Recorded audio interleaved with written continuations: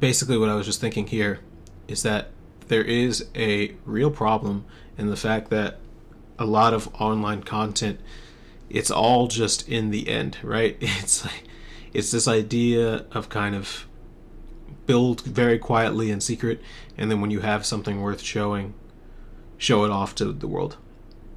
I think there's a lot of value in that. I've built that way before. I've been a part of companies that work that way. I've been a part of teams that want to fulfill their creative vision and feel like the process isn't worth showing.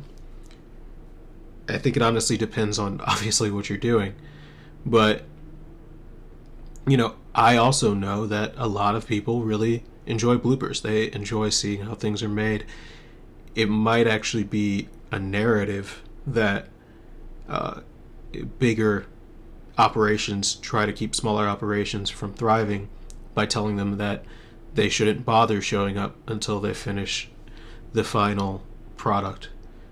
And if that is the case, then, really it's the smaller companies who lose. If anything, these smaller businesses of 1 to 5 people operations of writing newsletters or making YouTube videos or creating open source repos on GitHub, they should probably be more open about what they're doing. I mean, GitHub not included, because the open source movement is obviously sharing everything that you do. So if anything, I got it from code.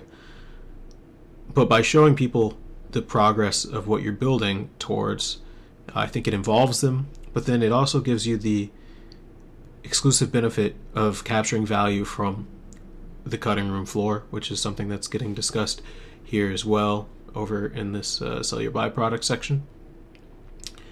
And that you need all the value you can get, I think, as a small operating business, especially if you're operating in the knowledge space, or even if you're operating in the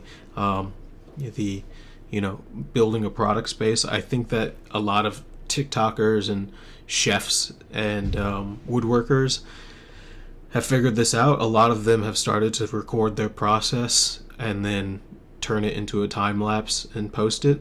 We don't get to see a lot of that with coding and writing. And partially it's because coding and writing is a relatively solitary form of work. It does require a lot of thinking, and thinking isn't necessarily talking. But there are some things that haven't really been thought before they've been said, which of course might be a negative depending on how good your filter is. But it also, I think, narrows the value proposition. So I think that this is actually a pretty important point that I'm going to want to hammer in on.